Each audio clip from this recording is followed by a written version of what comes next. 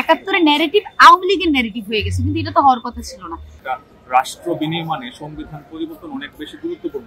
একনায়কতন্ত্র থেকে বের হতে পারবে না, ফেসিবাদ থেকে বের হতে পারবে না। তার যে একনায়কতন্ত্র এবং ফেসিবাদ সেটা সে প্রতিষ্ঠা করতে পারবে।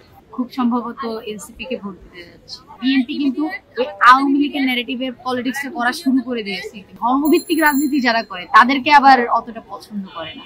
আমরা যতটুকু জানি গণঅভ্যুত্থান 2024 সফল হয়েছিল মূলত একটা সব দল শ্রেণী মত নির্বিশেষে একটা আন্দোলনের মাধ্যমে। মানুষের পাশাপাশি এই আন্দোলনে ফেসবুকের একটা বিশাল অংশগ্রহণ ছিল। যখন মিডিয়াগুলো ফেসিসকে কুলে শুয়ে থাকা একটা মিডিয়া ছিল, এই মিডিয়াগুলো যখন প্রকাশ করতো না, তখন ফেসবুক হয়ে উঠেছিল আমাদের আসলে সঠিক তথ্য যাচাইয়ের জন্য একটা নির্ভরযোগ্য একটা প্ল্যাটফর্ম।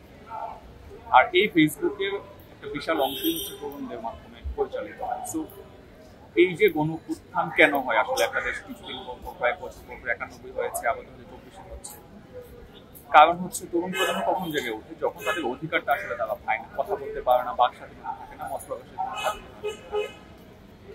তো আমরা অভ্যুত্থান বলতে একটা অসাধারণ একটা পরিবর্তন আসলে রাজনীতিতে দেখতে পাই। তরুণেরা আসলে ওই ধরনের রাজনীতিবিদকে এখন আর পছন্দ করছেন না, যারা ঐতিহ্যবাহী ট্রেডিশনাল পদ্ধতিতে রাজনীতি করতে চাচ্ছেন।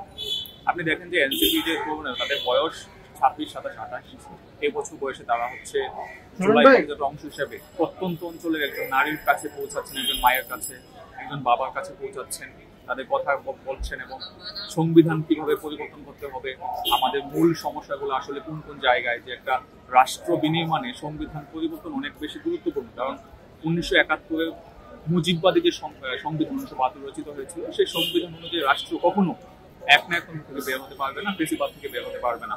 এই সংবিধানে প্রধানমন্ত্রীর ক্ষমতা এত বেশি দেওয়া হয়েছে যে একজন প্রধানমন্ত্রী নির্বাচিত হওয়ার পর অবশ্যই সে হচ্ছে তার যে একনায়কতন্ত্র এবং ফেসিবাদ সেটা সে প্রতিষ্ঠা করতে পারবে, তাকে অনেক বেশি ক্ষমতা দেওয়া হয়েছে। এই যে আলাপগুলো বাংলাদেশের তরুণ প্রজন্ম এখন আগের চেয়ে অনেক বেশি রাজনৈতিক সচেতন, এবং তারা হচ্ছে আশেপাশে যারা মানুষজনকে, যারা খুবই অতীতে রাজনীতি সম্পর্কে তেমন ধারণা ছিল না, তারাও সেই ধারণা আসলে পোষণ করছেন দিন দিন। এবং আমরা আশাবাদী যে আগামী নির্বাচনে তরুণদের একটা বিশাল অংশগ্রহণ থাকবে এবং এনসিপি তাদের যে প্রত্যাশা, সেই প্রত্যাশা অনুযায়ী তরুণদের কাছ থেকে অনেক বেশি রেসপন্স আসলে পাবে। এটা আমার ব্যক্তিগতভাবে আমি বিশ্বাস করি। এবং এই এনসিপির মাধ্যমে, এই যুবদের রাজনৈতিক দল গঠনের মাধ্যমে তরুণ প্রজন্ম, আমি কিংবা আমার মতো অসংখ্য তরুণেরা রাজনীতিতে জড়িয়ে পড়ছেন। এবং এই রাজনীতি আসলে তারা যে সুস্থ ধারা রাজনীতির কথা চিন্তা করছেন, যদি আমাদের তরুণেরা এই ধারাটা বজায় রাখতে পারে, অব্যাহত রাখতে পারে, অবশ্যই বাংলাদেশের রাজনীতি তরুণদের একটা বিশাল একটা পজিটিভ একটা ইম্প্যাক্ট আমরা আসলে দেখতে পাই। বর্তমান আমরা চারিদিকে যে অবস্থা দেখতেছি, মোটামুটি রাজনৈতিকভাবে কিছুটা টালমাটাল দেখা যাচ্ছে, যে চাঁদাবাজি, খুন এবং কয়েকদিন আগে ধর্ষণের মতো ঘটনা ঘটতেছে।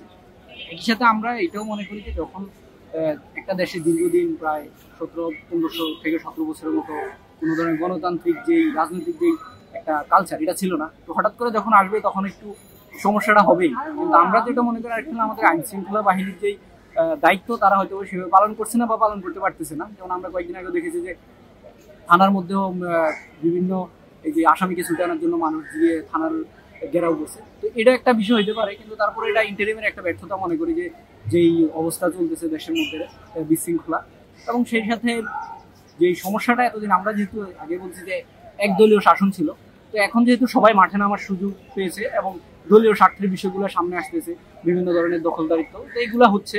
এবং এটা হয়তো বা কি বলা যায়, এটা তো অবশ্যই কাম্য নয়, কিন্তু সময়ের সাথে এটা একটা একবারে কি বলা যায় অটোমেটিক চয়েসের মতো, যেহেতু সবাই আসতেছে তাই নিজেদের স্বার্থের জন্য মারামারি হচ্ছে।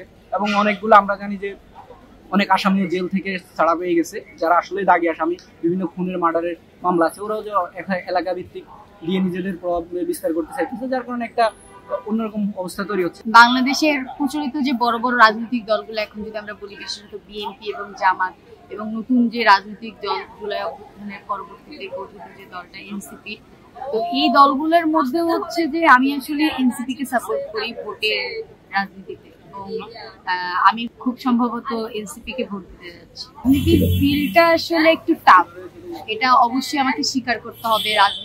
বাংলাদেশের রাজনীতির কাঠামোগুলো যে গত স্বাধীনতা 71-এর পর থেকে যেভাবে কলুষিত হয়ে আছে, ওখানে রাতারাতি ওখান থেকে কিন্তু বের হয়ে আসাটা টাফ। এবং আপনি কিন্তু যদি খেয়াল করবেন তাহলে কিন্তু দেখবেন যে হচ্ছে যে বিএনপি কিন্তু ওই আওয়ামী লীগের ন্যারেটিভের পলিটিক্সে করা শুরু করে দিয়েছে ইতিমধ্যে।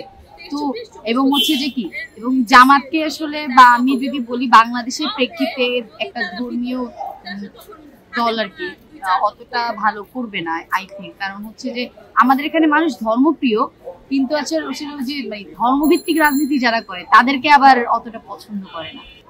আসলে পলিটিক্স কিন্তু ন্যারেটিভের উপরে কিন্তু গড়ে ওঠে। এটা হচ্ছে যে সারা ওয়ার্ল্ডের দিকে যদি আপনি তাকান এটা আপনি দেখবেন ন্যারেটিভকে অস্বীকার করার কোনো নেই।